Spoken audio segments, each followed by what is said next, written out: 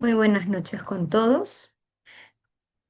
El día de hoy vamos a resolver el cuestionario o el simulacro que ustedes han brindado esta semana y la finalidad es poder absolver cualquier inquietud y sobre todo poder comparar las respuestas que hayamos consignado. ¿Ok? Voy a proyectar el material, por favor, me confirma.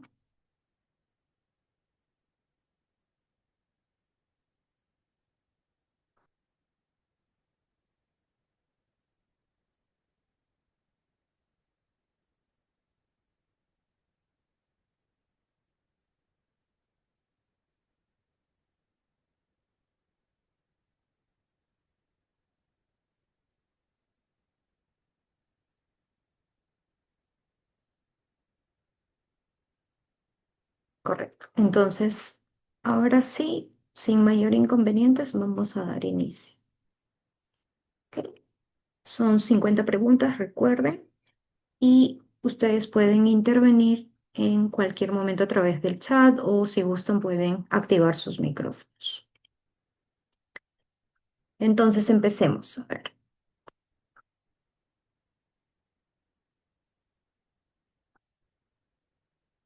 perfecto. Un fisioterapeuta, SERUMS, busca identificar la alta incidencia de caídas en adultos mayores de una comunidad rural. La mayoría presenta buena fuerza muscular, pero en condición de viviendas se puede evidenciar que la iluminación es deficiente, los pisos son irregulares. Ante esta situación, ¿cuál es la intervención fisioterapéutica más pertinente desde un enfoque en salud pública? Es decir, desde RBC. ¿Qué opinan para esta primera pregunta? A ver, voy a leer el chat. Alternativa A. Ok, diseñar un programa que incluya ejercicio funcional y modificación del entorno. Muy bien. ¿Alguien más? Alternativa B, incrementar sesiones de fortalecimiento muscular. Alternativa C, aplicar agentes físicos analgésicos preventivos.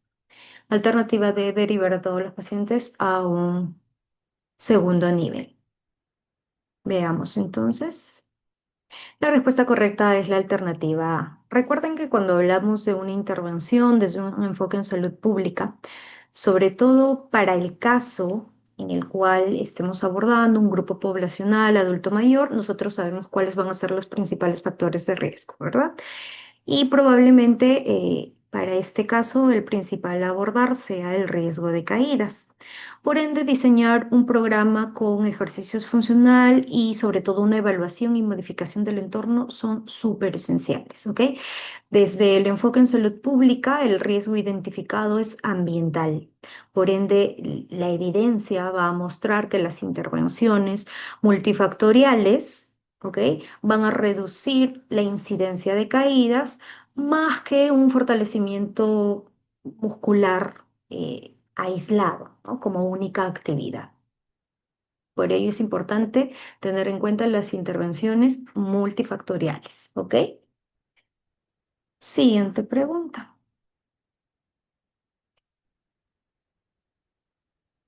Un paciente con diabetes presenta disminución progresiva de la sensibilidad plantar, sin úlceras ni dolor. ¿Cuál es el objetivo principal de la intervención fisioterapéutica en este estadio? Reintegración laboral, prevención de discapacidad establecida, manejo de dolor neuropático o detección precoz de alteraciones funcionales.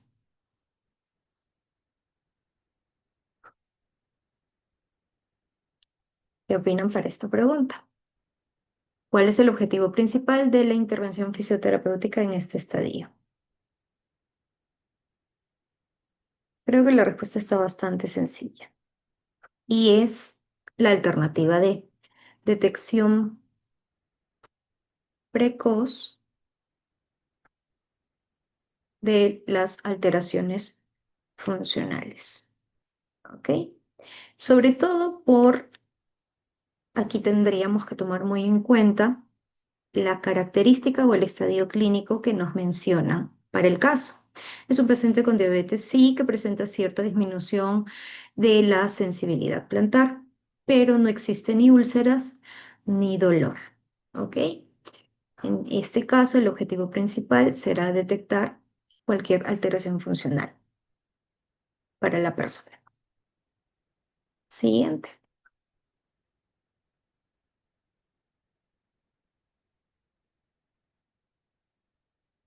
Un paciente con retraso de consolidación tibial es candidato a magnetoterapia. ¿Cuál es el fundamento fisiológico de su indicación? Disminuir edema local, generar calor profundo, reducir espasmo muscular o estimular actividad celular osteogénica. Esta pregunta también está bastante sencilla. Recordemos un poco el tema referente a agentes físicos, ¿ok? Por ende, muy bien, a ver, aquí mencionan la alternativa D, estimular actividad celular osteogénica. Recuerden que cuando nosotros utilizamos el agente de magneto, ¿ok? Lo hacemos con un objetivo en particular.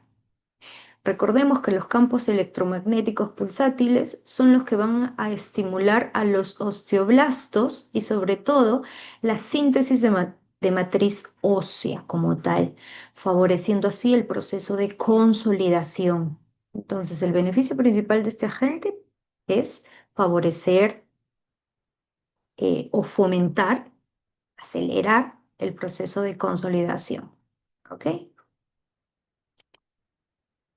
Siguiente pregunta. Para el caso de un paciente con lesión medular incompleta que presenta espasticidad leve en extensores de miembros inferiores, ¿ok? Que le permite mantenerse de pie con apoyo. Desde un enfoque funcional, esta espasticidad debe considerarse patológica, irrelevante, funcional para el soporte postural o indicativa de mal pronóstico.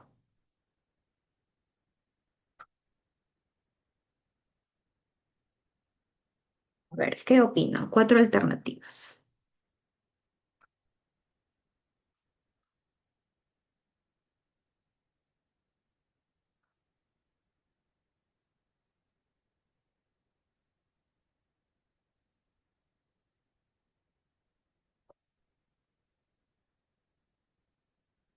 ¿Respuestas para esta pregunta, estimados colegas? Muy bien, entonces, a ver, veamos todos. Alternativa C por aquí. Funcional para el soporte postural. Correcto, es la alternativa correcta. Ahora, veamos el por qué. Cuando estamos frente a casos de lesión medular incompleta, ¿ok? Va a existir cierto grado de hipertonía extensora en miembros inferiores que va a facilitar la bipedestación al suplir claramente el déficit voluntario. Es decir, podemos generar bipedestación en el paciente, sí, pero ¿va a ser una bipedestación funcional autónoma? No, va a ser una bipedestación en la que vamos a utilizar esta espasticidad a favor, ¿ok? Es un símil a cuando comenzamos a abordar a pacientes con lesión central y se comienza a instaurar el periodo de espasticidad en los pacientes y vemos que existe la presencia de ciertos reflejos, ¿ok? Y hacemos uso de estos reflejos para comenzar a trabajar y a regular el tono muscular. Entonces, de igual manera, en pacientes eh, con presencia de espasticidad de miembros inferiores, en pacientes con lesión medular, ¿ok? Vamos a utilizar esta espasticidad que se va a ir instaurando en el paciente para poder generar bipedestación y poder trabajar algún otro componente, como podría ser pues la verticalización, un poco de propiocepción, esquema corporal, entre otras, ¿ok? Siguiente, entonces. Paciente con lesión medular a nivel cervical presenta mareos al pasar de cúbito a sedente. ¿Cuál es la causa más probable? Alteración del control autonómico, debilidad muscular, espasticidad extensora o hiperventilación. Cuando hablamos de pacientes con lesión medular, sobre todo a nivel cervical, tenemos en cuenta una posible complicación, ¿verdad? Que ya habíamos hablado en anteriores sesiones. Entonces, la principal causa de presentar mareos se va a deber a una alteración del control autonómico, ¿ok? Que es básicamente la disfunción simpática que va a producir hipotensión ortostática. Bien, de esto ya habíamos hablado en algunas sesiones anteriores. Y esta hipotensión ortostática se va a presentar por pérdida de regulación vasomotora. ¿Ok? Entonces es una de las complicaciones principales que se da en pacientes con lesión medular a nivel cervical. Siguiente pregunta. Un diagnóstico comunitario que identifica alta prevalencia de caídas en adultos mayores orienta prioritariamente a intervenciones curativas individuales, programas de ejercicios con enfoques funcionales y ambientales, uso de agentes físicos analgésicos o derivación sistemática al segundo nivel.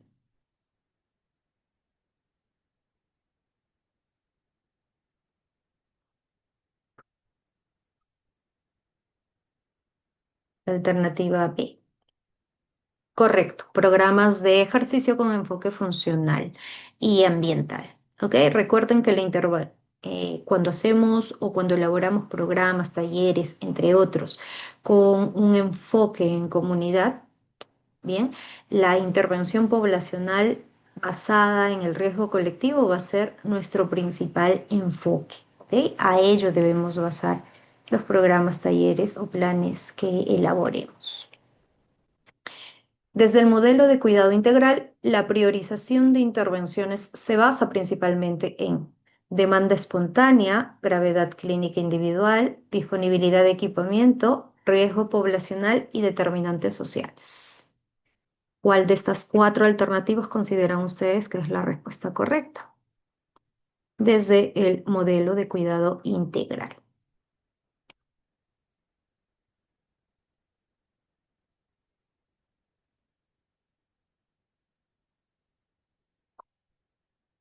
Veamos entonces, a ver. La respuesta correcta sería riesgo poblacional y determinantes sociales. Correcto. Alternativa D para los que hayan consignado esta respuesta. Bien.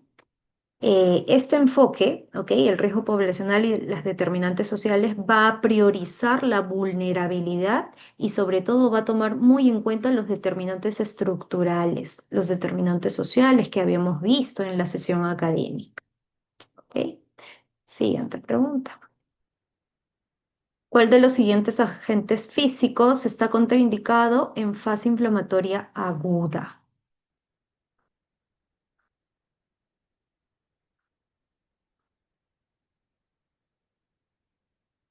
Súper fácil esta pregunta. Crioterapia, ultrasonido continuo, TENS convencional o magnetoterapia. Fase inflamatoria aguda. A ver, por aquí tenemos la alternativa C. ¿Alguien más?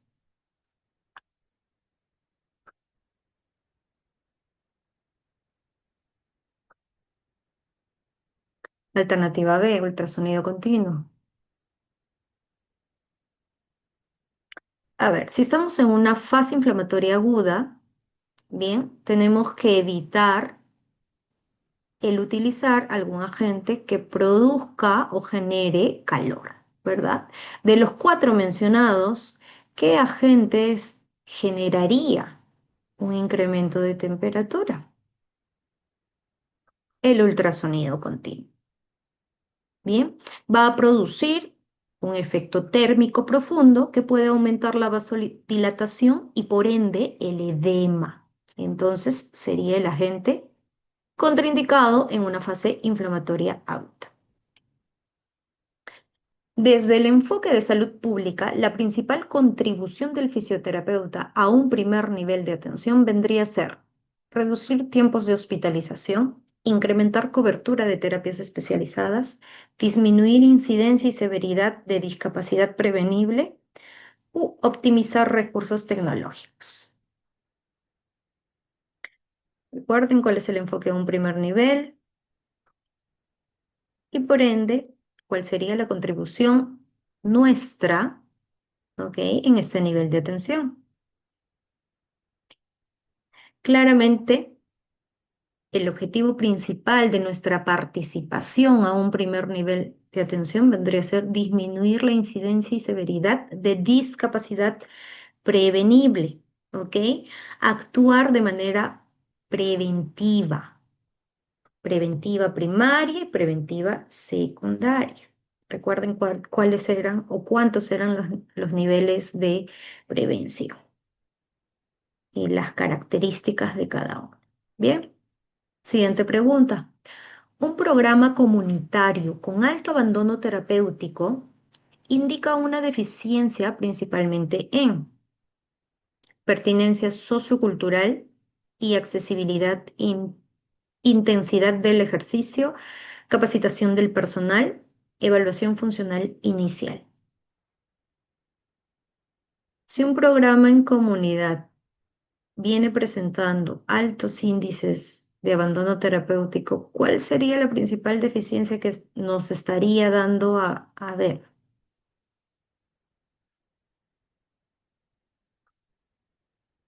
Alternativa A, pertinencia sociocultural y accesibilidad. Bien, ¿todos opinan igual?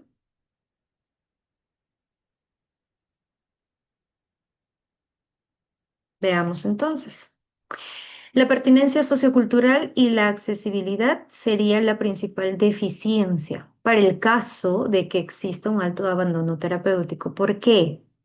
Porque la adherencia va a depender de la adecuación cultural y de las barreras geográficas o económicas que podamos identificar en la comunidad para de este modo poder generar las adecuaciones o modificaciones necesarias y poder generar lo contrario, ¿verdad? Más bien una alta o un nivel alto de adherencia terapéutica.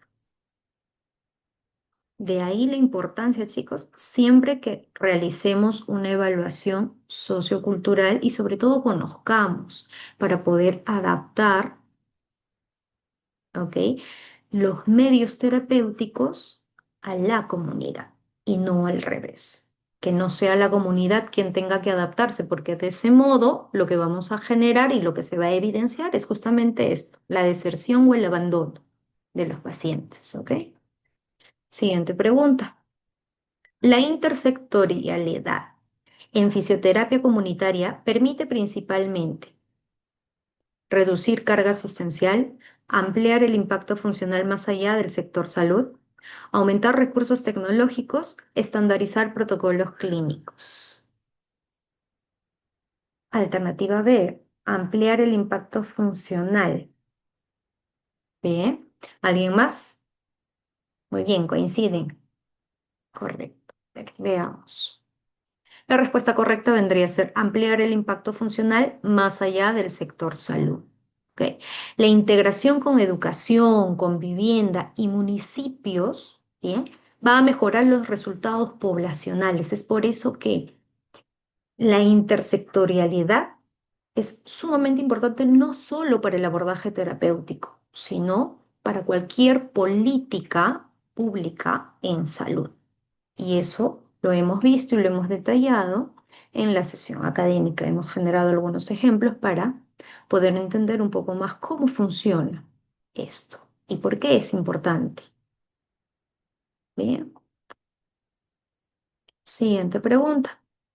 El mantenimiento preventivo en equipos de rehabilitación tiene como objetivo principal evitar sanciones administrativas, extender la garantía del fabricante, incrementar la productividad del servicio o asegurar el funcionamiento seguro y la dosificación correcta. Está bastante sencilla esta pregunta.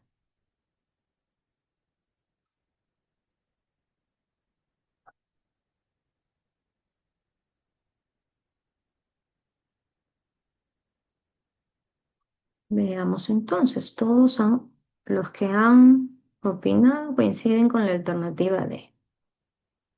Correcto. Recuerden que el mantenimiento preventivo se da con la finalidad de garantizar seguridad para el paciente y para el terapeuta, así como la calidad de atención, ¿verdad? La calidad de las intervenciones, la efectividad de las atenciones terapéuticas.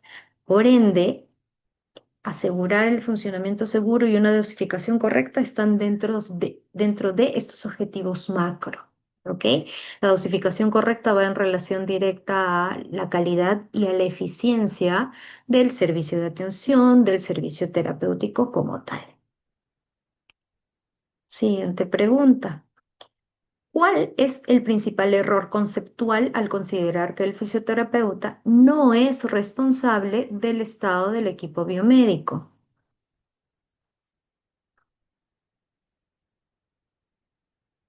El mantenimiento es responsabilidad del área técnica, el equipo pertenece a la institución, el fabricante garantiza el funcionamiento inicial, el fisioterapeuta es el operador directo.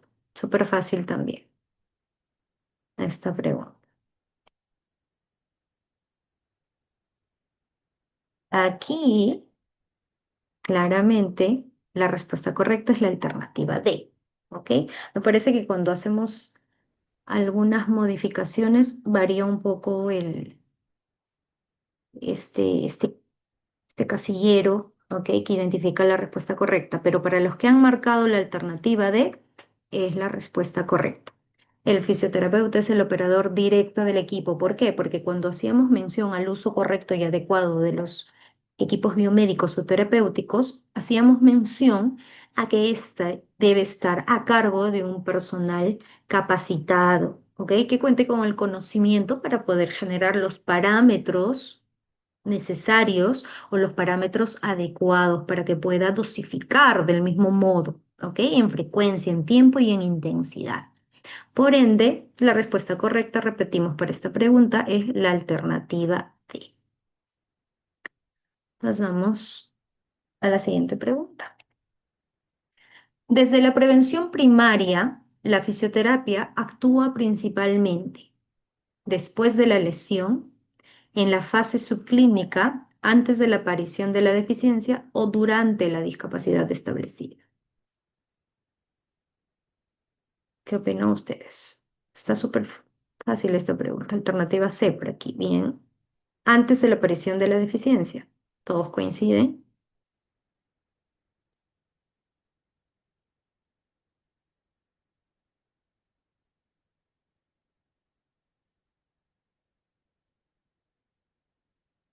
Alternativa C. Veamos entonces. Correcto. Desde un enfoque primario, ¿ok? La intervención fisioterapéutica actúa principalmente antes de la aparición de la deficiencia. ¿Por qué? Porque mencionamos que en una intervención primaria, las actividades deben orientarse hacia los objetivos de prevención y promoción. Por ende, nos enfocamos a evitar o actuar antes de la aparición de cualquier lesión, daño o deficiencia. ¿Ok? Siguiente pregunta. La evaluación funcional permite al fisioterapeuta principalmente confirmar el diagnóstico médico, medir el deterioro estructural, analizar el desempeño en actividades significativas o sustituir pruebas instrumentales. Alternativa C, analizar el desempeño. ¿Alguien más?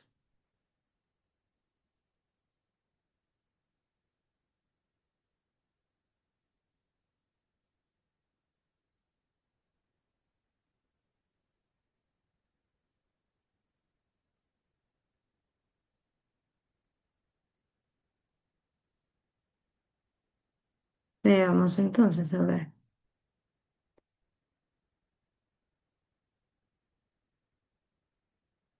Alternativa C es la respuesta correcta. Analizar el desempeño en actividades significativas. ¿Ok? Creo que esto está bastante claro. Siguiente pregunta. ¿Una escala funcional es más válida clínicamente cuándo?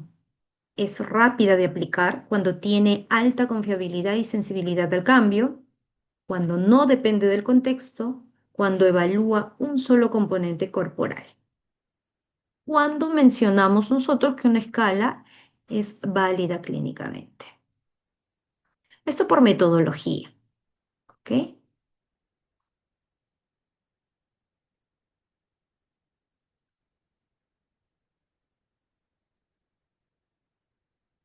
Muy bien. Para los que han contemplado, la respuesta B es la correcta, ¿ok? Para que una prueba sea válida, para que una escala funcional sea válida, tiene que tener alta tasa de confiabilidad y sensibilidad al cambio. Detectar cambios clínicamente relevantes es lo que va a dar la validez a cualquier escala o instrumento de evaluación. ¿Correcto? Siguiente pregunta.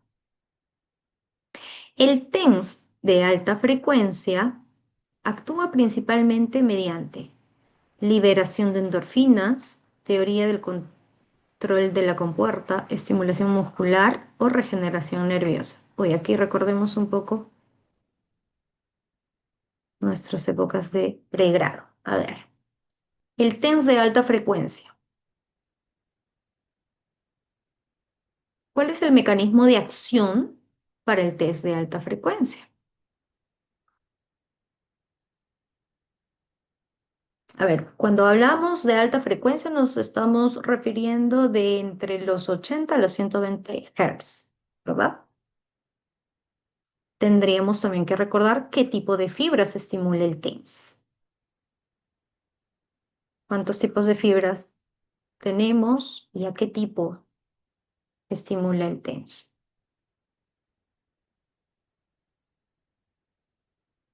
A ver, respuestas, estimados colegas, para esta pregunta.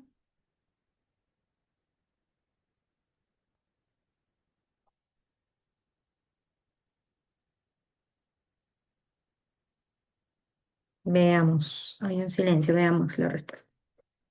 Alternativa B, correcto. Teoría del control de la compuerta. Hemos adelantado un poco para poder entender esta teoría, ¿ok? Para poder entender cómo es el mecanismo de acción del TENS. Recuerden que específicamente estimula a ciertas fibras, ¿ok? ¿Cuáles son? ¿A las más rápidas o a las más lentas? Entonces, entendiendo esto y recordando esto, también vamos a poder entender cuál es esta teoría y cómo es que el TENS actúa para bloquear el nivel del dolor. Bien, recordemos, esto sí es un poco más de conocimientos de pregrado, ¿ya, chicos? La teoría del control de la compuerta. Siguiente pregunta.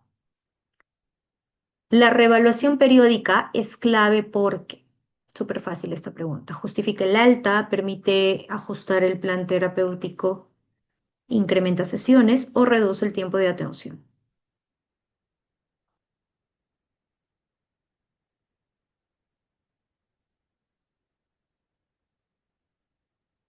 B. Bien, creo que aquí no hay mayor inconveniente. La respuesta correcta es permite ajustar el plan terapéutico. Siempre hemos mencionado eso. Una reevaluación periódica nos va a permitir poder ajustar, modificar el plan terapéutico, ¿ok? ¿Con la finalidad de qué? De cumplir con los objetivos terapéuticos planteados, ¿ok? Nos va a permitir progresar y sobre todo modificar las cargas, modificar la intensidad, modificar la frecuencia. De ahí la importancia de una reevaluación periódica durante el proceso de rehabilitación. Siguiente pregunta. La reutilización de materiales terapéuticos sin control de vida útil vulnera principalmente el principio de eficiencia económica, beneficencia y no maleficencia, autonomía del paciente o se justifica de manera distributiva. A ver, ¿qué opinan ustedes?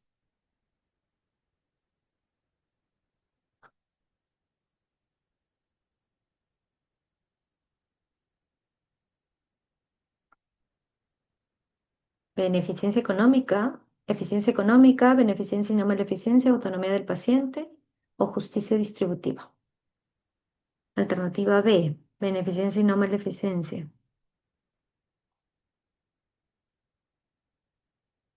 Todos coinciden con esa respuesta.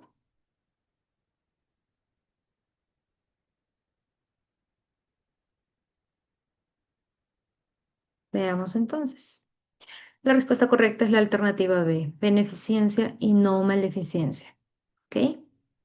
Riesgo, tener en cuenta cuál es el riesgo de infección o de falla estructural. Para poder nosotros hablar de beneficencia y no maleficencia, tenemos que tener en cuenta los factores de riesgo que pueden existir por una reutilización de materiales sin tomar en consideración el tiempo de vida útil. Probablemente estemos reutilizando algún material que ya cumplió con el tiempo de vida útil y claramente presenta algunas, algunas fallas, algunas deficiencias propias a, ¿ok? Entonces, esto iría en contra de el principio de beneficencia y no maleficencia. Siguiente pregunta. La discrepancia entre fuerza y funcionalidad indica principalmente el déficit de control motor o integración funcional, un error de medición, una falta de adherencia o una simulación del paciente.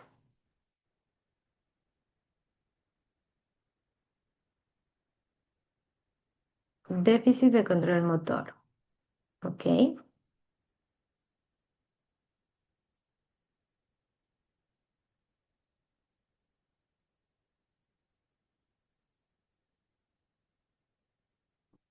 Veamos entonces. Correcto, para todos los que han contemplado, la respuesta A o la alternativa A vendría a ser la correcta. La principal discrepancia entre fuerza y funcionalidad nos va a indicar un déficit de control motor o integración funcional. Recuerden que cuando nosotros hacemos mención a función, esta claramente va a requerir una coordinación intermuscular, ¿ok? Es importante que recordemos ello. Siguiente pregunta. El uso racional de equipos biomédicos en rehabilitación se diferencia de otras áreas clínicas porque el terapeuta controla directamente la dosificación, los equipos no son invasivos, no existen riesgos eléctricos, no requiere normativa específica.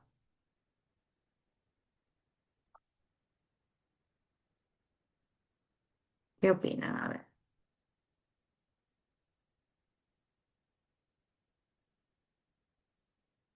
Alternativa A, el terapeuta controla directamente la dosificación. Veamos. Correcto. Bien. ¿Por qué el terapeuta controla directamente la dosificación? Porque es el personal capacitado que cuenta con el conocimiento y la expertise necesaria para poder regular, parametrar o realizar protocolos de intervención de determinado agente, ¿ok? Según los requerimientos de este paciente, es decir, de manera individualizada. Por ende, va a poder medir o dosificar la intensidad, la frecuencia, el tiempo, ¿ok? Todas estas regulaciones van a ser responsabilidad clínica del personal especialista. Siguiente, entonces. En un servicio de rehabilitación, el indicador más representativo de una adecuada gestión de equipos vendría a ser, ¿qué nos daría a nosotros la capacidad de poder decir de que está existiendo una adecuada gestión de los equipos biomédicos o terapéuticos? El número total de equipos adquiridos será un indicador, la antigüedad promedio del equipamiento, el porcentaje de equipos operativos con mantenimiento vigente o la cantidad de sesiones realizadas por día. ¿Qué opinan ustedes? ¿Cuál será el indicador de una adecuada gestión de equipos?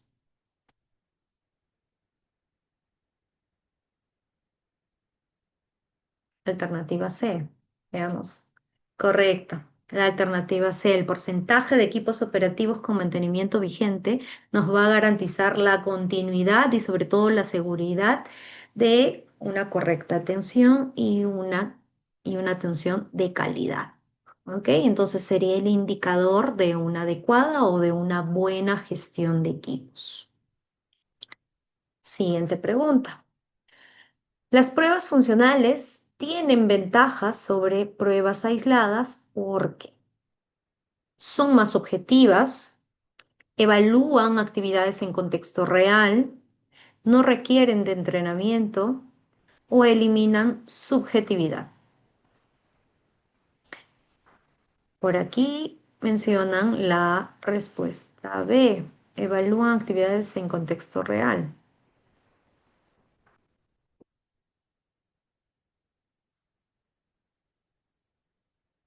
Bien, creo que está bastante sencilla esta pregunta. La respuesta correcta es evalúan actividades en contexto real. Cuando hablamos de pruebas funcionales, nosotros podemos evocar y recordar algunos instrumentos específicos o en particular, ¿ok? Por ende, si nosotros tratamos de hacer un comparativo entre los diferentes instrumentos que existen, vamos a darnos cuenta que todas estas tienen una característica en común, que justamente va a ser el evaluar las diferentes actividades, entre básicas o mucho más avanzadas, ¿ok? En un contexto real, es decir, cómo realmente están ejecutando la actividad, la función como tal. Bien, esta pregunta está bastante sencilla. En caso de una lesión medular incompleta, el fisioterapeuta prioriza o debe priorizar. ¿Cuál sería el objetivo terapéutico principal? A ver, normalizar el tono muscular, recuperar patrones funcionales, fortalecer músculos aislados o entrenar resistencia máxima. ¿Qué creen ustedes? Recuperar patrones funcionales. Bien. ¿Alguien más?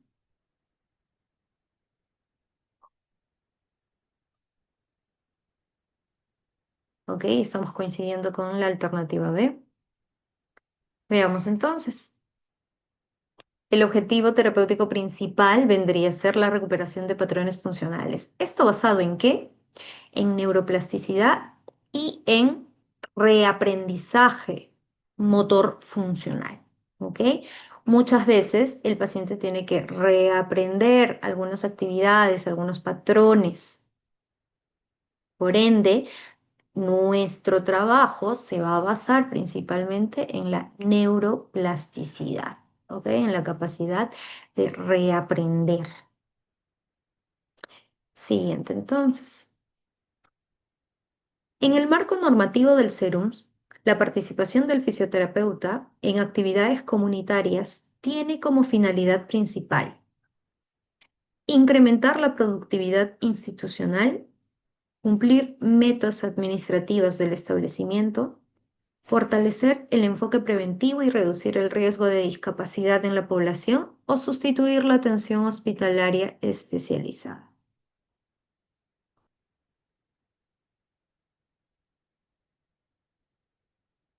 Alternativa C, fortalecer el enfoque preventivo y reducir el riesgo de... Correcto, ¿ok? El SERUMS es un modelo de intervención en comunidad, por ende el enfoque preventivo promocional es el objetivo de este modelo de atención, ¿ok? Dentro de se encuentra el fortalecimiento del enfoque preventivo y la reducción de riesgo de discapacidad en la población.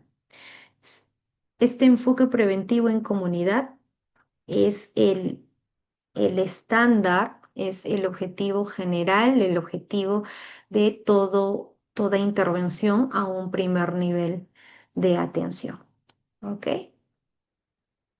Siguiente.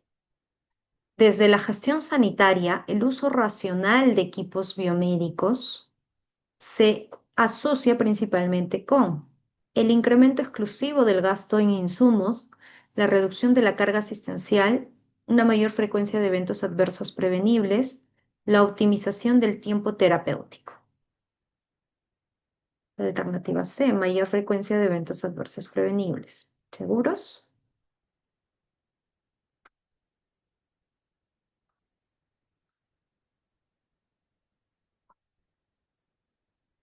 Veamos entonces. Correcto.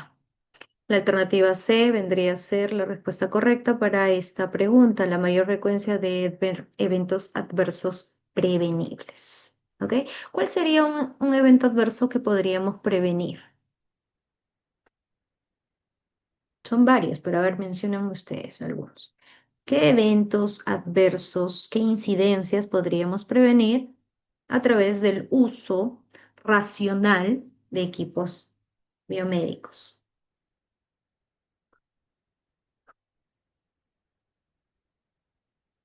En esta sesión habíamos descrito algunos eventos adversos o algunas incidencias que bien se pueden prevenir. ¿Alguien recuerda? ¿Qué eventos adversos son los que podemos prevenir?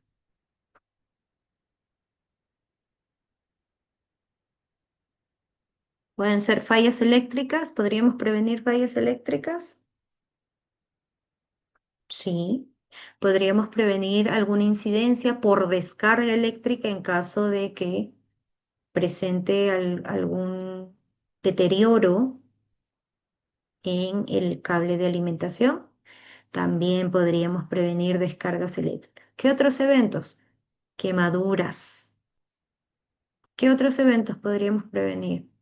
Algún tipo de caída probablemente, ¿verdad? Entre muchos otros. Son solo algunos ejemplos. Siguiente caso. La mano en garra, propio característico de una lesión cubital, se produce por déficit del extensor, desequilibrio entre músculos intrínsecos y extrínsecos, una contractura capsular o un dolor neuropático. ¿Cuál es el origen? ¿Cuál es el motivo del por qué se produce una mano en garra?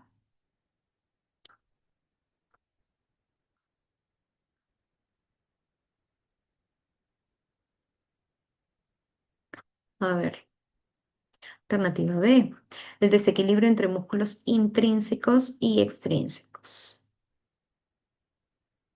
Bien, correcto. La alternativa B. La mano en garra se produce por un desequilibrio entre estos grupos musculares.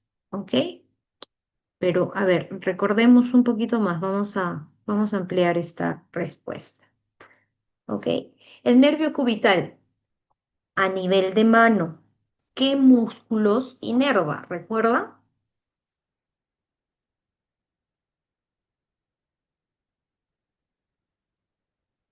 Vamos a recordar todos.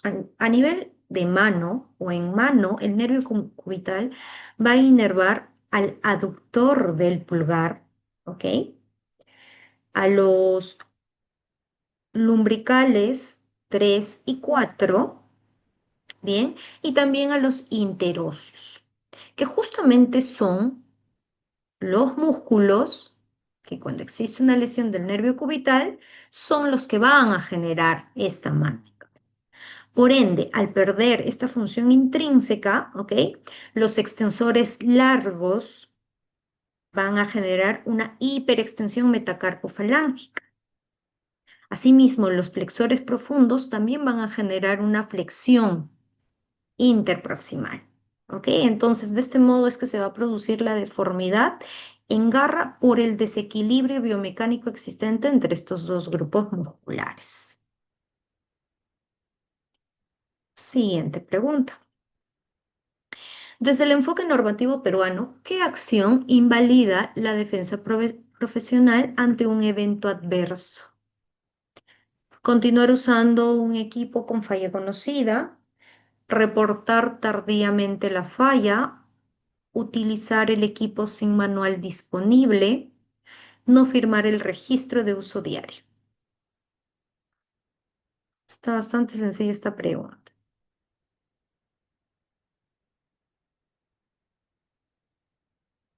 Alternativa A. ¿Seguros?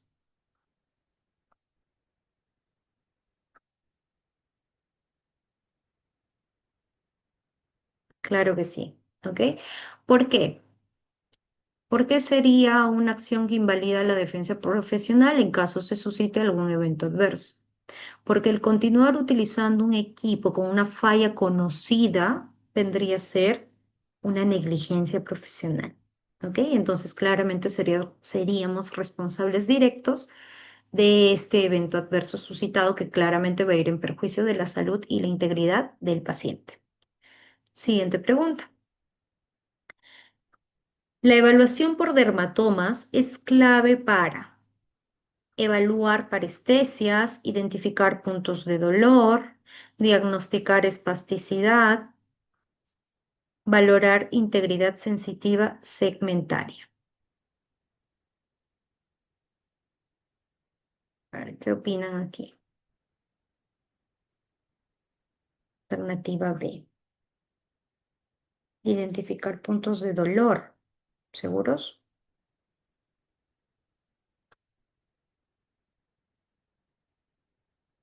Alternativa D. Valorar integridad sensitiva segmentaria. Veamos entonces. La respuesta correcta es valorar la integridad sensitiva segmentaria. Nosotros realizamos una evaluación a nivel de dermatomas justamente para esto, para identificar cuál es el nivel de sensibilidad que el paciente presenta, posee, ¿ok? Por ende, vamos a valorar la integridad sensitiva segmentaria. ¿Cuál es el remanente sensitivo que tiene mi paciente? ¿Ok? Y a qué nivel, en correlación al nivel de lesión, nos encontraríamos. ¿Ok? Siguiente pregunta.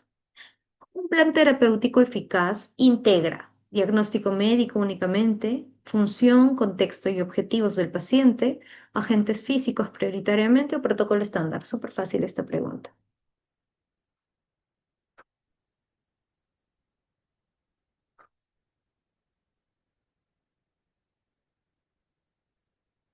Claro que sí, un plan terapéutico eficaz siempre va a integrar el nivel de función que yo quiero lograr en mi paciente, la funcionalidad máxima que deseo adquirir, ¿ok? El contexto, el contexto biopsicosocial. Recuerden que cuando hablamos de salud y o enfermedad, los determinantes son biopsicosociales, es por ende la necesidad de poder valorar estas tres áreas también. Y sobre todo, siempre, siempre tomar en cuenta los objetivos del paciente. Deben estar alineados con los objetivos terapéuticos que nosotros contemplemos para la elaboración del plan. ¿Ok? Y lo que hablábamos un poquito. El enfoque biopsicosocial permite simplificar la intervención, abordar la funcionalidad de manera integral, reducir tiempo terapéutico o estandarizar protocolos. Creo que con la explicación anterior respondemos esta pregunta.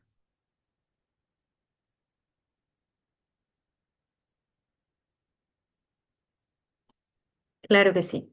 ¿Ok? Con el enfoque biopsicosocial nos va a permitir abordar la funcionalidad de manera integral, como un todo. ¿Ok?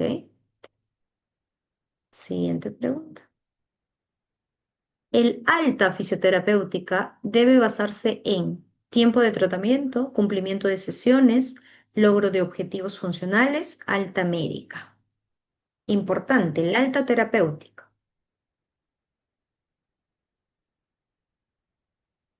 Así como hablamos de una intervención oportuna, temprana, precoz, una intervención terapéutica, también es importante tener en cuenta cuáles van a ser nuestros parámetros para una alta terapéutica. ¿Ok? Esta debe basarse solo en el cumplimiento de bloques de sesiones, cantidad de sesiones o el tiempo de estas sesiones, no necesariamente. ¿Va a variar de paciente en paciente? Claro que sí. ¿Ok? Es diferente o sumamente diferente abordar a un paciente pediátrico en ortopedia a de repente poder abordar a un paciente traumatológico, un paciente adulto. ¿Ok? ¿Cada paciente va a tener un tiempo diferente? Sí. Cada situación, cada diagnóstico va a jugar en contra o a favor de la recuperación. Claro que sí. Son muchos factores los que intervienen, ¿ok? Pero nosotros debemos de tomar en consideración cuándo o en qué parámetros debemos basarnos para poder dar un alta terapéutica. Será el logro de objetivos funcionales, mencionan por aquí. Veamos entonces. Claro que sí. ¿Será necesario que se hayan cumplido, que se hayan logrado todos los objetivos funcionales que hayamos planteado dentro del plan?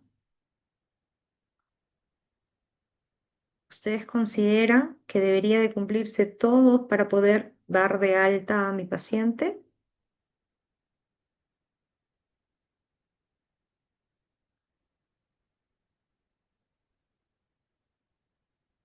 Eso va a depender en realidad, ¿no? La respuesta sería depende. Depende de muchos factores. Si el diagnóstico, si el pronóstico que haya tenido mi paciente permite las condiciones de poder lograr todos los objetivos, claro que sí. Pero si las condiciones, entre muchos otros factores, claramente imposibilitan el cumplimiento total de todos los objetivos establecidos, planteados, nosotros tenemos que eh, enfocarnos a poder cumplir la máxima cantidad de logros funcionales, es decir, mejorar la funcionalidad del paciente, ¿ok? Con miras a ser una persona autovalente, independiente dentro de sus capacidades, ¿ok? Probablemente yo no voy a poder restablecer el total de funcionalidad de un paciente, ¿ok? Pero debo apuntar a generar la máxima independencia posible. Una vez que esto se haya generado, claramente la modalidad de intervención tiene que ir variando, siempre acompañado de sesiones educativas para la continuidad del tratamiento o para la continuidad de las actividades en casa, ¿ok? Pero digamos que el logro de objetivos funcionales sería un indicador a tomar en cuenta para nosotros poder establecer el alta fisioterapéutica de un paciente.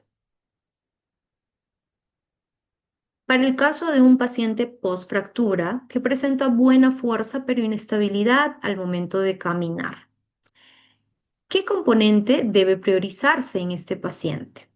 ¿El fortalecimiento máximo muscular, el entrenamiento propioceptivo, la electroestimulación o el reposo funcional? Súper fácil también esta pregunta. A ver, por aquí, entrenamiento propioceptivo.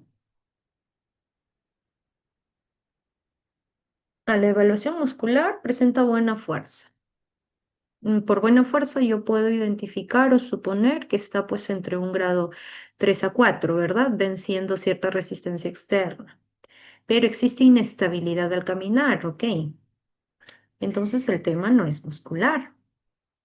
Por ende, tengo que trabajar el componente propioceptivo, claro que sí, que es el componente que va a poder eh, favorecer a mejorar justamente la estabilidad articular que se requiere o la estabilidad multiarticular que se requiere al momento de incorporarse a bípedo y generar algún desplazamiento o caminar como tal.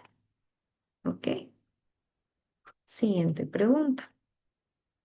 Según la ley 29459, el uso de un equipo biomédico sin registro sanitario vigente implica principalmente una infracción administrativa leve sin impacto clínico, un incumplimiento ético exclusivo del fabricante, un riesgo sanitario y responsabilidad compartida entre institución y operador,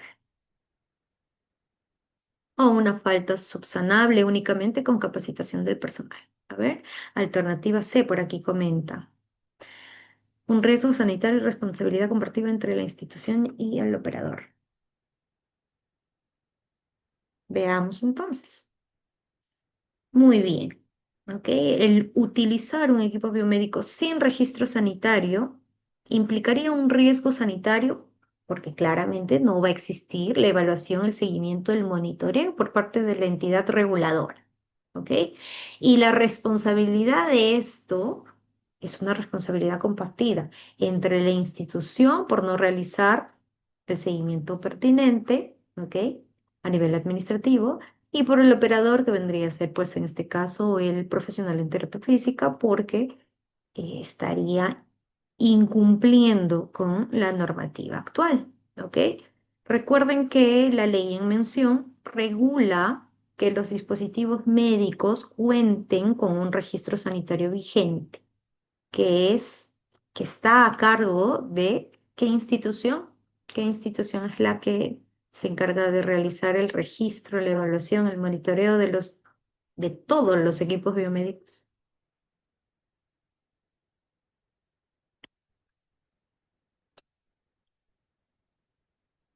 La dije MIT, correcto.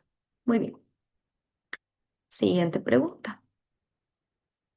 Para el caso de un paciente varón de 62 años con dolor de hombro post-ACV isquémico que presenta subluxación glenohumeral, dolor de la movilización pasiva y espasticidad leve en flexores de muñeca.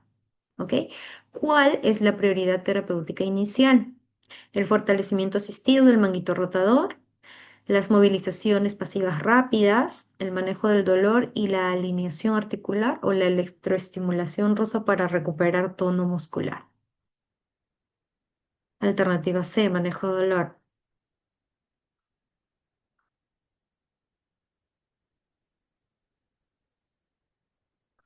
Correcto. Manejo del dolor y la alineación articular es sumamente importante si estamos frente a un paciente, ¿ok? Con subluxación glenohumeral, un paciente post-ACV con subluxación glenohumeral. Por ende, ¿ok? Estas dos estrategias, el manejo del dolor y la alineación articular, van a dar prioridad a prevenir cualquier daño a nivel capsular, ¿ok? Y que esto desemboque en un síndrome doloroso complejo, un síndrome doloroso. Ustedes saben que todo paciente con ACV en algún momento, producto de la pérdida o la disminución de tono muscular, la hipotonía, ¿ok? Va a generar pues una inestabilidad de hombro y esto puede desembocar en síndrome doloroso de hombro. Bien, entonces la respuesta correcta es manejo de dolor y alineación articular. Siguiente pregunta.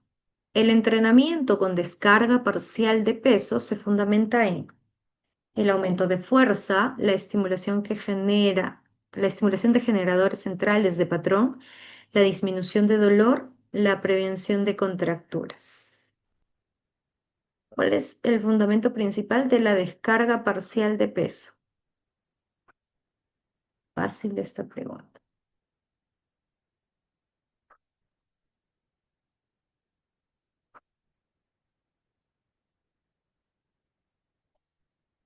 Muy bien. La respuesta correcta es estimulación de generadores centrales de patrón. ¿Ok? La descarga parcial de peso va a facilitar la activación, ¿ok? De ciertas terminaciones espinales, lo cual va a favorecer a un reaprendizaje motor. ¿Ok? Va a facilitar el componente propioceptivo. ¿Ok? Y esto nos va a permitir mejorar a nivel de esquema, si mejora a nivel de esquema corporal, va a haber un mejor reaprendizaje motor y por ende, si es que realizamos alguna actividad complementaria, podríamos incluso incorporar con algunas estrategias de reaprendizaje locomotor, es decir, en movimiento. ¿Ok? Siguiente. En un servicio de rehabilitación, la hoja de vida del equipo biomédico cumple una función crítica porque documenta la trazabilidad técnica y legal del equipo, sustituye el manual del fabricante, permite justificar el uso continuo del equipo o registra únicamente el inventario patrimonial. Esta pregunta también está súper sencilla. La hoja de vida del equipo. ¿Cuál es la función que cumple esta hoja de vida? ¿Qué información va a tener? ¿Qué información va a contemplar esta hoja de vida?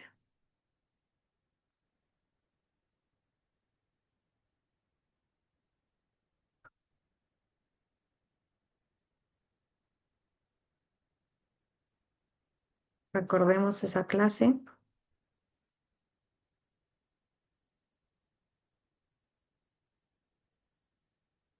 Recuerden que en esta hoja de vida se va a consignar la información relevante del equipo, es decir, el modelo, la serie, la marca, probablemente el tiempo en el que se adquirió este equipo para poder hacer un seguimiento del tiempo de vida, ¿ok? E incluso puede contemplar información respecto a los mantenimientos preventivos y o información de los mantenimientos correctivos que haya tenido el equipo. ¿Ok? Por ende, esta información nos va a permitir a nosotros documentar y realizar un seguimiento a la trazabilidad técnica, es decir, dónde ha estado, qué ha tenido, si es que ha tenido más de alguna modificación o reparación, ¿ok? Entonces, ¿cuáles han sido las piezas que han sido cambiadas? ¿Ok? Va a ser un poco la radiografía del equipo, por ende nos va a permitir documentar la trazabilidad técnica. Y esto como tal vendría a ser un instrumento legal, ¿ok? Va a funcionar en algunas situación de auditoría probablemente esta hoja de vida va a funcionar como un instrumento legal en el que se pueda respaldar las acciones que se hayan tenido para con el buen uso o el uso correcto de este equipo. Siguiente pregunta. La ausencia de protocolos escritos de uso y conservación indica principalmente la falta de recursos económicos, el déficit de gestión institucional, el problema exclusivo del operador, la baja demanda asistencial. ¿Qué consideran ustedes? A ver, la falta de protocolos escritos de uso y conservación. ¿Qué nos indicaría la carencia de estos protocolos?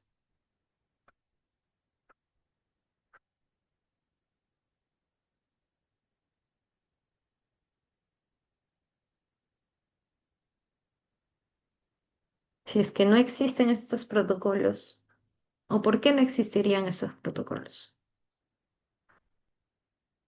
Porque no está existiendo una gestión institucional adecuada.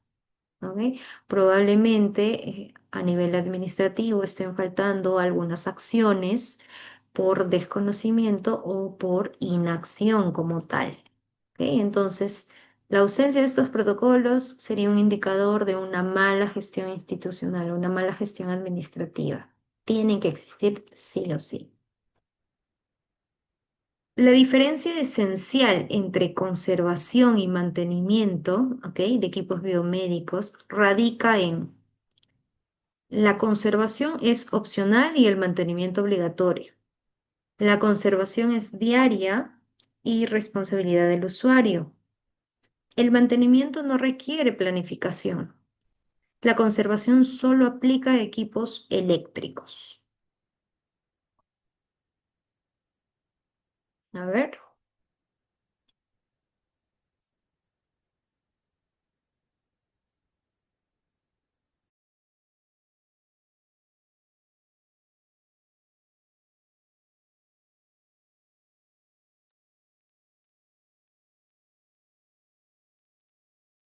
¿cuál sería la respuesta correcta para esta pregunta?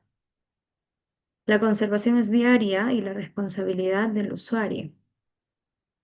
¿Ok? ¿Alguien más?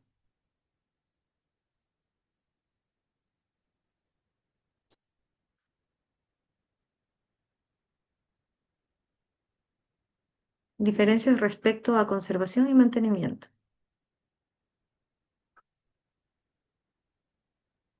La alternativa B, la conservación. Bien, muy bien. Han coincidido con la respuesta correcta. ¿ok?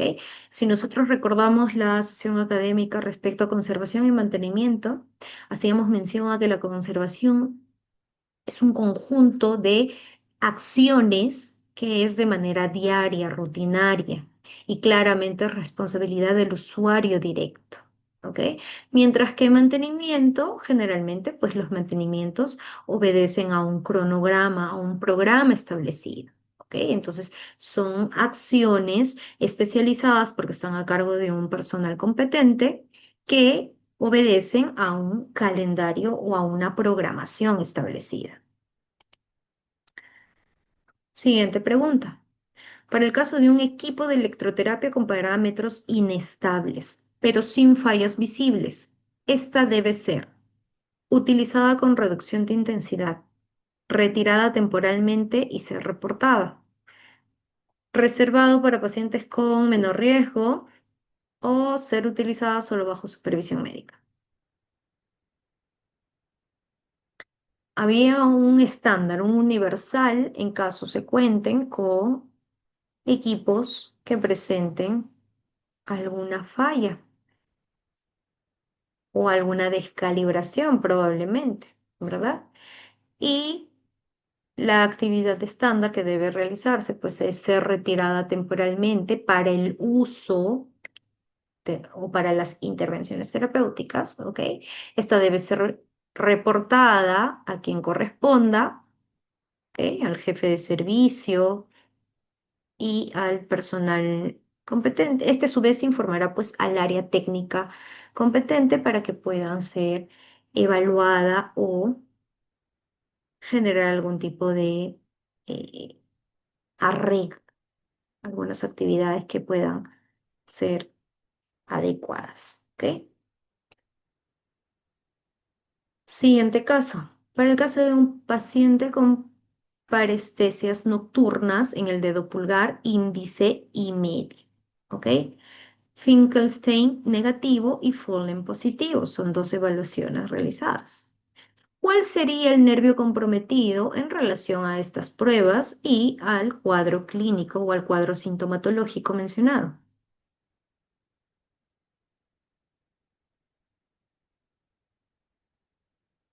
Fullen positivo, ¿para qué diagnóstico es?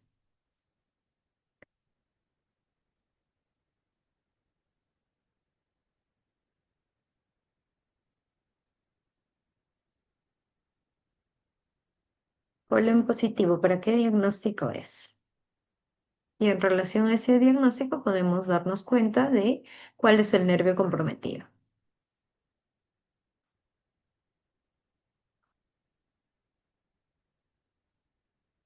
¿Alguien recuerda?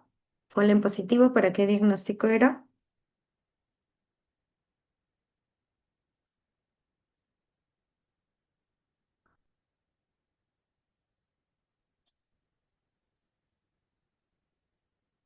Fullen positivo es para síndrome del túnel carpiano. ¿Ok? Por ende, síndrome del túnel carpiano es el compromiso del nervio mediano. Correcto. Muy bien. Siguiente pregunta. ¿Cuál es el agente físico más indicado para prevenir atrofia muscular temprana en casos de inmovilización postquirúrgica? Cuando tengo pacientes inmovilizados, ¿ok? Si yo quiero evitar prevenir la atrofia muscular, ¿qué agente físico podría o debería utilizar? TENS convencional, ultrasonido, electroestimulación neuromuscular o crioterapia.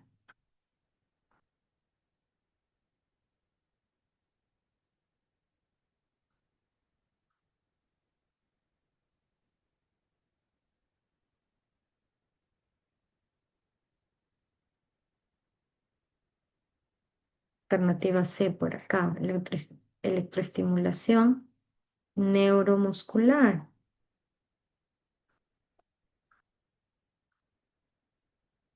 Veamos. Correcto. Muy bien. El ultrasonido pulsado descartado. La crioterapia también descartada. Si habían dudas, podrían existir entre la opción del TENS convencional, pero ya habíamos repetido en una sesión anterior para qué se utiliza el TENS convencional, ¿ok? Y la electroestimulación neuromuscular. Pero ¿por qué utilizaríamos este tipo de electroterapia? ¿Ok? A ver, desmenucemos un poquito. Después de una intervención quirúrgica, ¿ok? En pacientes con inmovilización, ¿qué ocurre? ¿Qué sucede? A ver, en estos pacientes inmovilizados. Existe una menor activación muscular voluntaria, ¿ok? Por ende, va a existir un menor reclutamiento de fibras musculares motoras, ¿ok?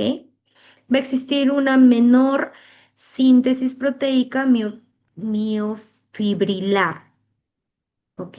Entonces, cuando hablamos en pacientes inmovilizados desde las 48 horas continuas de inmovilización, ¿ok? Ya existe o inicia una pérdida de masa muscular, que claro, es mínima, ¿verdad? Y esta puede ir incrementándose en relación directa al tiempo de inmovilización que cuenta el paciente. ¿Ok? Por lo tanto, el problema central va a ser la falta de activación neuromuscular. No va a existir inflamación, no va a haber dolor. Por ende, el agente más adecuado vendría a ser la electroestimulación muscular porque va a generar justamente todo lo que queremos obtener en el paciente. Una estimulación directa a nivel de nervios motores periféricos, ¿ok? Va a producir contracciones musculares visibles.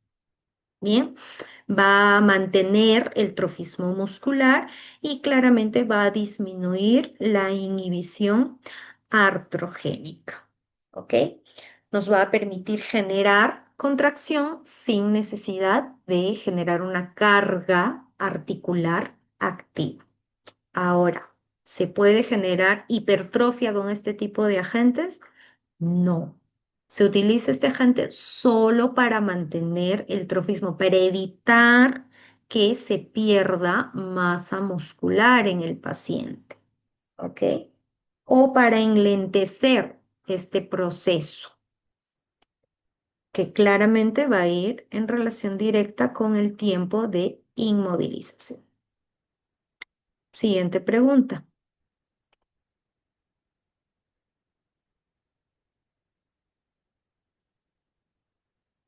La prueba de Thomas positiva bilateral en paciente con lumbalgia mecánica va a indicar inestabilidad lumbar, acortamiento de psoas ilíaco, hernia discal o déficit a nivel de los músculos glúteos.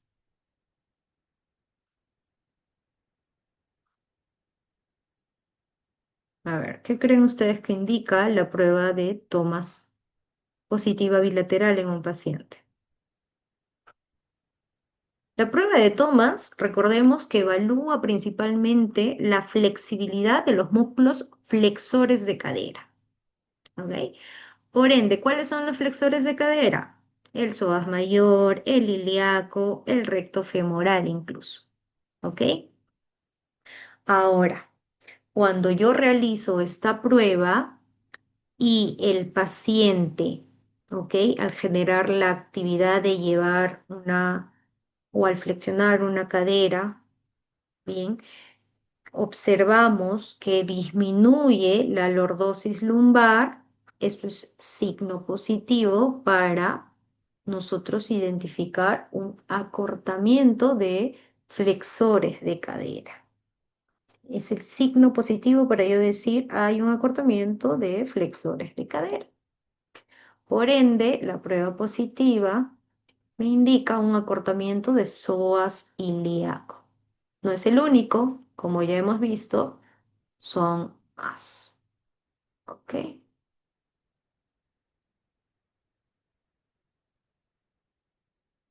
Siguiente pregunta. Paciente posoperatorio de ligamento cruzado anterior con inhibición artrogénica del cuádriceps. ¿Ok? El mecanismo principal de esta inhibición es alteración en la activación neuromuscular, lesión directa del nervio femoral, dolor referido lumbar, acortamiento muscular. ¿Cuál creen ustedes que es la respuesta correcta?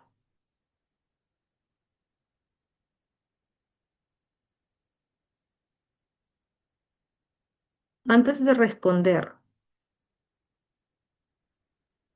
todos nos familiarizamos con la inhibición artrogénica, sabemos de qué trata, para estandarizar un poco los términos, ¿ok? La inhibición artrogénica, ¿ok? Es una disminución refleja de la activación voluntaria muscular. Entonces va a existir una disminución voluntaria de la musculatura cuádriceps en este caso, ¿ok?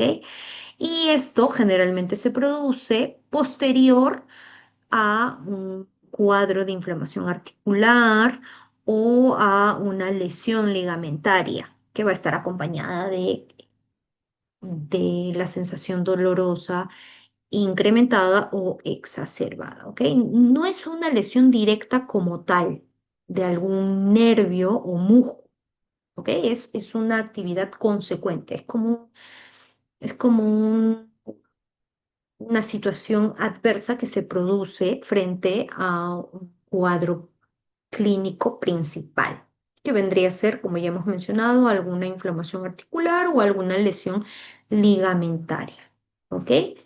Por ende, después de que existe una reconstrucción o eh,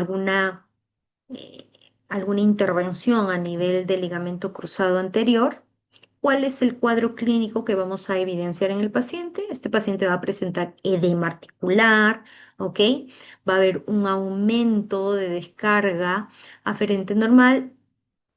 Por ende, va a existir cuadros incrementados de dolor. El paciente va a tener mucho dolor, edema, probablemente tumefacción y todo el componente musculoesquelético también se va a ver comprometido.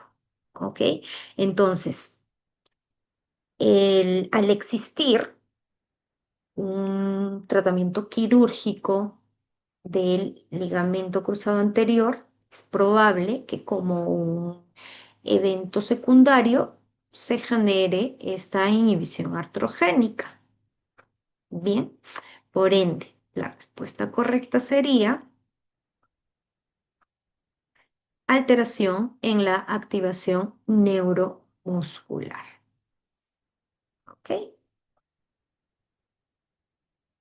Siguiente pregunta. En un paciente con afasia motora, buena compresión y déficit visomotor, la escala más confiable para valorar el dolor sería la escala visual analógica, EVA, la escala numérica verbal, la escala de Bohr o la escala numérica verbal modificada. ¿Qué creen ustedes? A ver,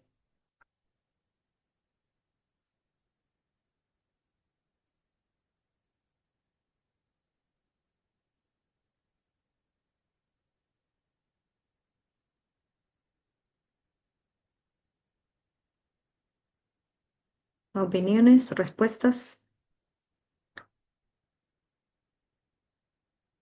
Alternativa B, escala numérica verbal.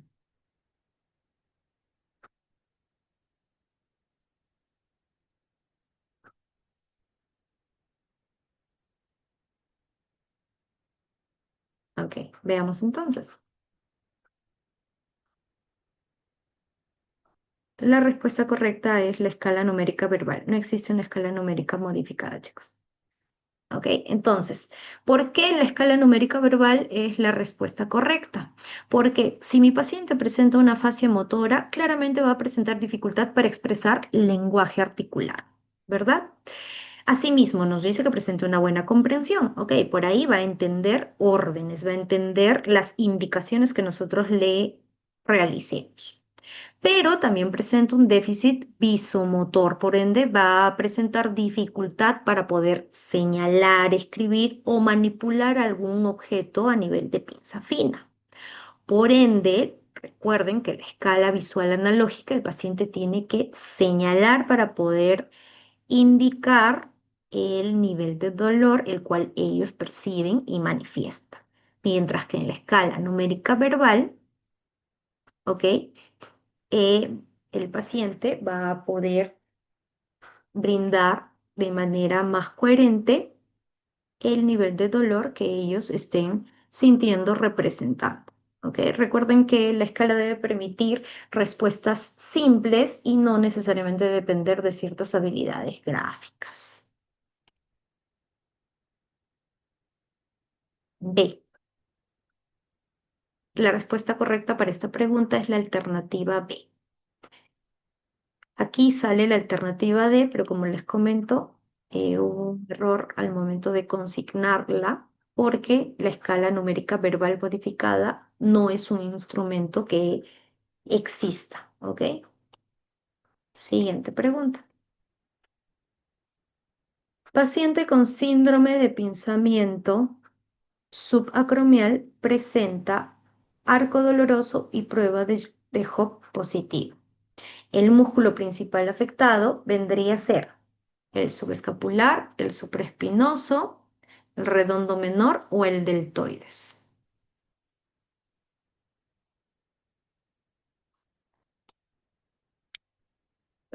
Alternativa B, supraespinoso.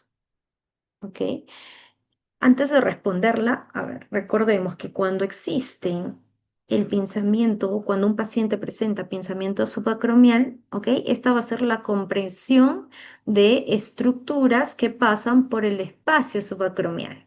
¿Y cuáles van a ser estas estructuras? Puede ser el tendón del supraespinoso, la bursa subacromial o la porción larga del bíceps. ¿Ok? Son tres estructuras las que pasan por ese espacio subacromial. Entonces, desde ahí ya estamos dando la respuesta correcta. ¿Ok? Entonces, cuando exista un pensamiento a nivel de este espacio, de este canal, ¿ok? El síntoma principal se va a evidenciar a ciertos grados en particular, que es con la prueba de Hope que también podemos confirmar la estructura comprometida, ¿ok? Si yo le pido al paciente que flexione el hombro y de entre 60 a 120 grados presenta alguna molestia, alguna incomodidad, un dolor punzante, ¿ok? Que es la prueba del arco doloroso, de 60 a 120, prueba del arco doloroso positiva me indicaría, y la confirmo con la prueba de Hope, me indicaría que el músculo comprometido vendría a ser el supraespinoso. ¿Ok? Entonces, miren que aquí se están aplicando dos pruebas. La primera, para poder identificar o tener un diagnóstico presuntivo, y ya con la prueba de Hope estoy confirmando mi diagnóstico terapéutico, que vendría a ser el pensamiento del supraespinoso. Siguiente pregunta.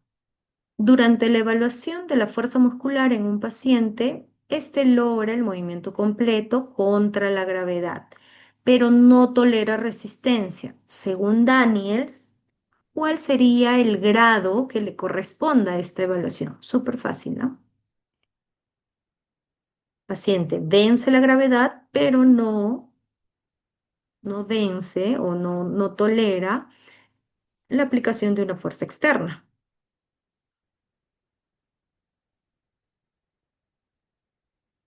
A ver, ¿qué nos dice Daniel respecto a sus valoraciones? Recuerden que Daniel clasifica la fuerza según la capacidad de movimiento, ¿ok? Está cumpliendo en vencer la gravedad, pero no la resistencia externa. Por ende, estaríamos frente a un grado 3. Recuerden que el grado 4 y el grado 5 es con una resistencia externa, ¿ok? 3 solo vence la gravedad. Siguiente pregunta. Dentro del enfoque de rehabilitación basada en comunidad, ¿cuál es el principal rol del fisioterapéutica a un primer nivel de atención?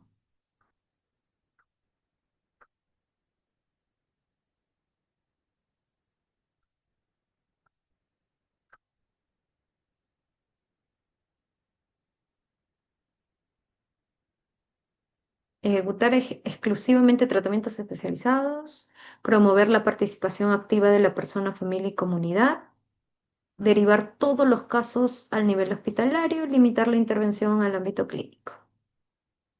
Si RBC se basa en el modelo biopsicosocial y en la clasificación internacional del funcionamiento, ¿ok? Diríamos que el rol principal del terapeuta vendría a ser en promover la participación activa de la persona, familia y comunidad. Muy bien, es la respuesta correcta para los que hayan contemplado ahí. Siguiente pregunta. Un paciente presenta debilidad en extensión de rodilla y reflejo rotuliano disminuido. ¿Ok? ¿Cuál sería la raíz nerviosa que estaría comprometida? A ver, ¿quién se encarga de ejecutar la extensión de rodilla?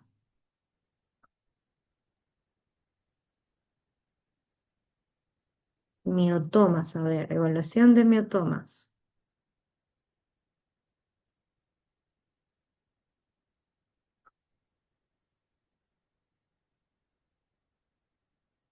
Tanto la extensión de rodilla como la evaluación del reflejo rotuliano, ¿ok?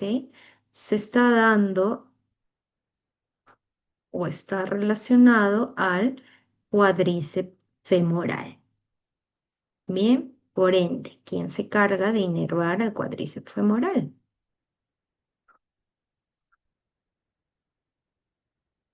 ¿Qué raíz nerviosa? A ver,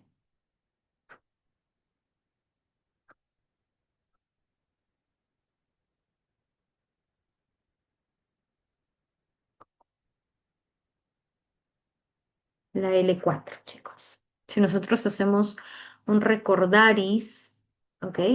De qué músculos inerva a nivel sensitivo y motor cada raíz nerviosa, vamos a ver que predominantemente se encarga, o principalmente la raíz L4 es la que se encarga de el reflejo rotuliano y de inervar a nivel motor al cuádriceps femoral, ¿ok? Siguiente pregunta. En el uso de agentes físicos, ¿cuál es el principal riesgo de aplicar calor superficial en un paciente con alteración de la sensibilidad? Súper fácil esta pregunta. Disminuir el efecto terapéutico, aumentar el tono muscular, generar quemaduras, incrementar el edema.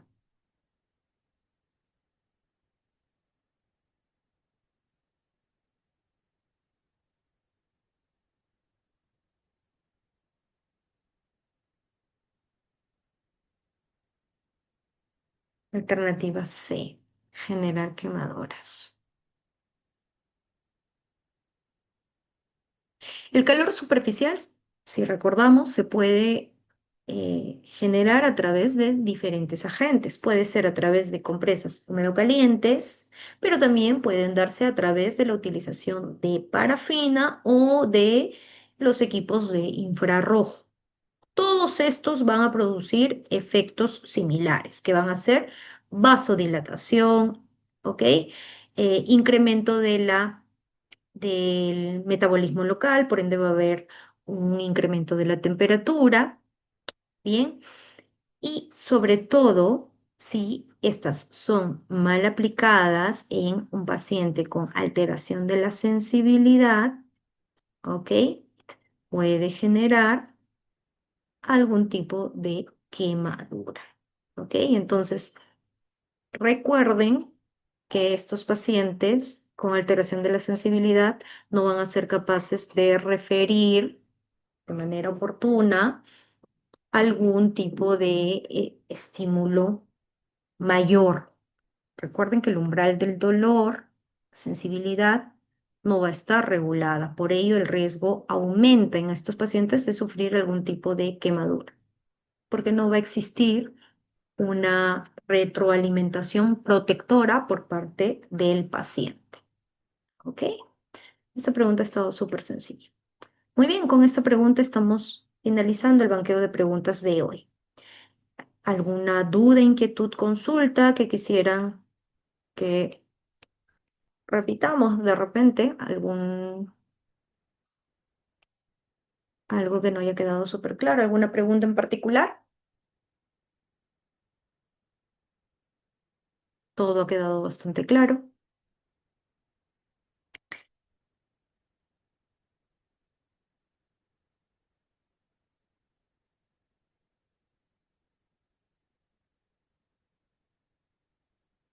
Muy bien, si no hay consultas o inquietudes al respecto, bien, vamos a dar por finalizada esta sesión, esperando de que hayamos podido retroalimentar los conceptos o terminologías que no hayan quedado de repente o hayan generado alguna inquietud. Bien, de este modo hemos afianzado un poco más los conocimientos, invitándolos también a poder dar alguna revisión adicional a los materiales que se les ha brindado en cada una de las sesiones académicas. Muy bien, estimados, eso sería todo por el día de hoy. Nos estamos conectando en una siguiente sesión. Tengan todos ustedes muy buenas noches.